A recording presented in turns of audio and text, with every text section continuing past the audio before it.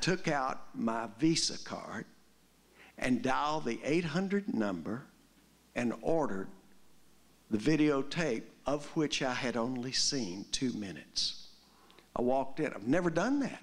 Walked in. I told my wife, I said, I just ordered a video with our Visa. She said, what? You did what? I said, yes. She said, well, what was it? I said, well, it's called The Ultimate Guide to Ants. She said, you did what? I said, look, hold on. Trust me. It took them 6 weeks to get it there. I died every day. Where is it? Yeah. Where? And so, well, what did I see that made that happen? That made me risk my very being. And I'll tell you what it was.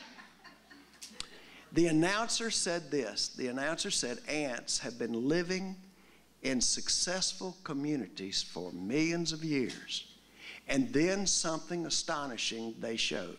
Now, these ants were boiling all over each other. They had their little ant eggs, and then they had grains of sand. True story. And they were on this flat tabletop, just going crazy. Over here was another table. And on that table, it was almost like a dirt dauber had made that. It was like a C, just like that. And they took a straw and ran it from one table to the other. And one ant made its way rather tentatively across the straw and did this. With his tentacles, he felt every single millimeter of that inside that C, and then repeated the process, and then that ant did something astonishing. He crossed back over, or it crossed back over, bodily picked up another ant, and that ant led it. Didn't say, wait a minute, I don't have tenure, you know. Didn't do anything like that.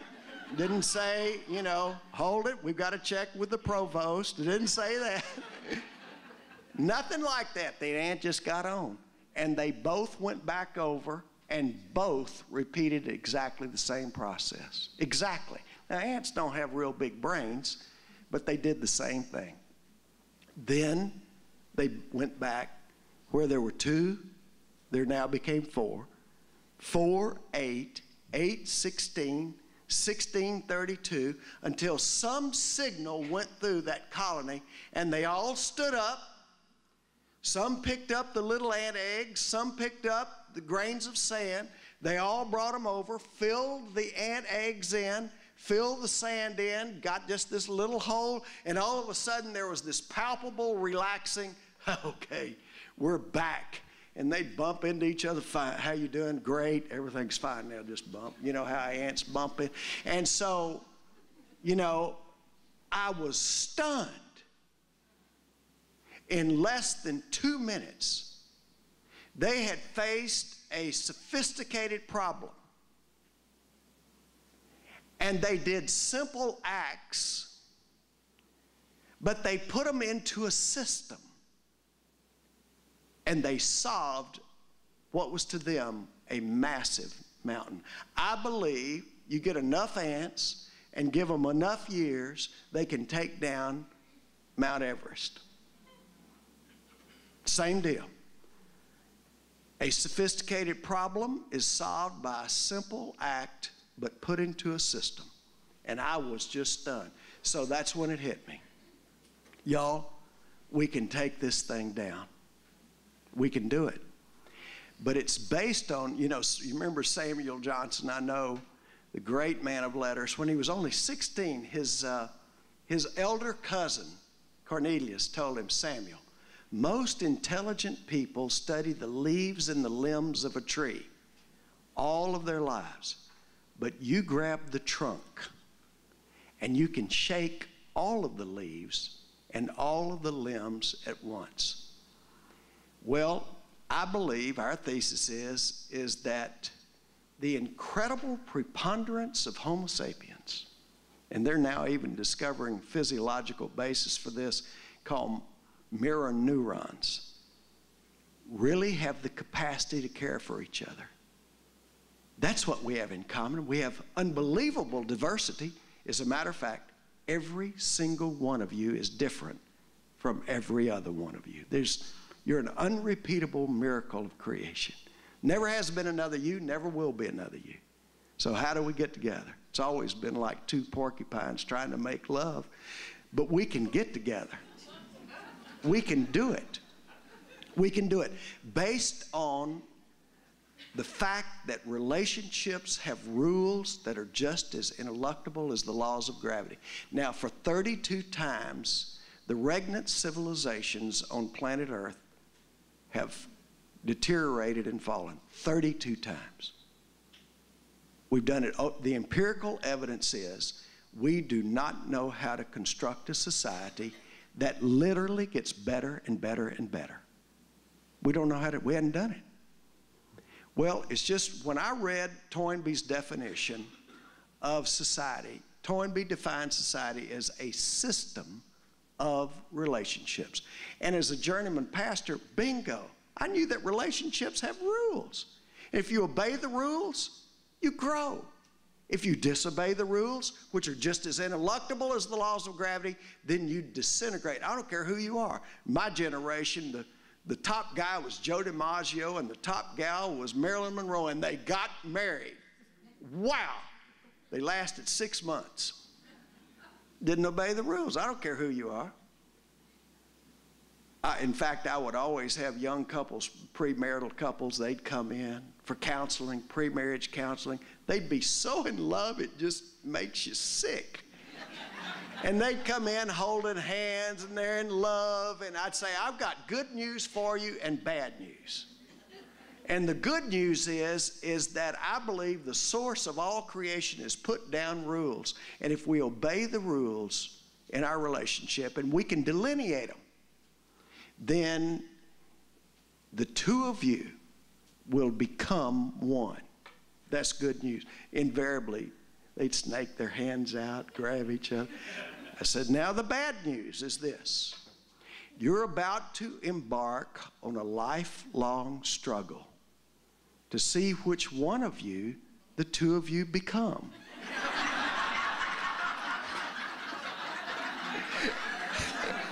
And I would have to ruthlessly check the impulse of leaping over my desk and grabbing the guy, a young man, and say, give up right now. Save yourself years and years of struggle. Just give up. We're you. And because relationships have rules. And one of the rules is you've got to give attention to relationships. And we can do that on a molecular basis, but we hadn't learned to do it for whole cities. And we got to do it for whole cities. And so you take all of us in there together, and we're rich and poor, and we're young and old, and we're educated, uneducated, we're black, white, brown, whatever. We're male, female, we're all that, but we share together the common capacity, even though there's dysfunction, the common capacity to care for each other. Only a few of us are psychopathic, sociopathic personality who lack that impulse. A very few. We vastly outnumber them, but we don't know who's on the team. So I'm going to hasten to a conclusion. Now, when they say that in my church, it means you got 20 more minutes. But I don't. I only got 2 more minutes. So I'm going to hasten to a conclusion, y'all. This is tough. We're doing 3 fundamental things to put the roots back so that the wellspring begins to flow again. And it now comes to you. And they're now settled so that you can teach them and they can learn. So 3 things that we're doing, and we got to fuse this thing. Number 1, we're taking a whole city, the whole thing. We got 300,000 people in Shreveport and Bossier. 299,000 really want to help each other. About 1,000 really want to hurt others. We are the biggest gang in town, but we don't know who's on the team. So we do something real simple. We form the We Care team. You're already caring. We're not going to make you care. You're already caring. But we're going to make you visible. And it changes our whole psychological perception of our environment. So you're going to sign a card. You're going to tell one thing you're doing to help somebody, and we're going to give you a pen. It says, we care. We're going to give you a bumper sticker. Millard Fuller, the founder of Habitat for Humanity, came to town. Millard Fuller was giving a speech for us. He said, if your car doesn't have a We Care bumper sticker, it's living in sin. Well, Shreveport's in the buckle of the Bible Belt scared everyone to death, man. And Millard said, we got to have saved cars, man. Give me that bumper sticker. Well, we've done that, and we've done that for houses. Our goal is 130,000 people on the We Care team becoming visible so we can connect. Beyond our diversity, the commonality that we share. And now we've got 44,000 people.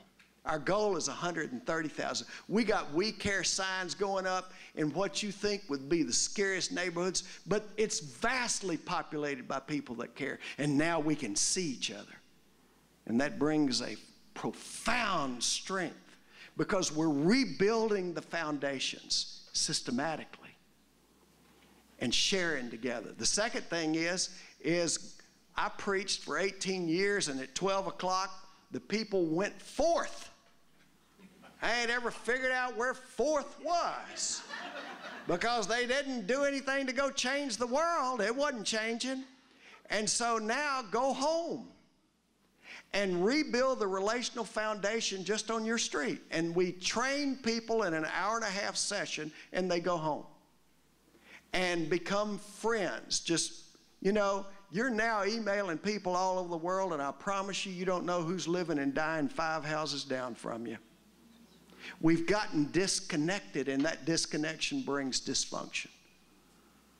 Now, I still walk down my old street. I can tell you where every single family lived on my old street. Every one of them, the Nashes, the Taylors, the Simpsons, the Wilsons, I can tell you where they all lived. As a matter of fact, I can remember, we all watched out for each other. I can remember telling Ms. Parker, Ms. Parker, you can't spank me because you're not my mother. And I have lived 65 years, and you make all kinds of mistakes. And I've had washouts in the spring, but I've never so radically miscalculated as when I told Ms. Parker, you can't, she spanked the fire to me. And I remember thinking, there's a conspiracy here. So we've trained 1,100 block leaders. Our goal is 5,000. But they meet together once a month, black, white, brown, and they're all part of a caring army. So there's this strength. And the third thing and the final thing is I go to my seat. That means 10 more minutes. No, as I go to my seat, the third and the final thing is this. How do we help our brothers and sisters trapped in high crime, high poverty areas? Well, I tell our staff, you can't just clean the pool where you swim. And it's one thing to send people all over the globe, but we find remarkable human beings and their families and train them and fund them to move in to rebuild the relational infrastructure in high crime, high poverty areas. And then those three things work together, and we're putting the roots back so that the flowers can grow. You know, I know you remember Tennyson in Ulysses, and I'm going to say it here because it needs to be said. Come, my friends, 'tis not too late to seek a newer world. God bless you.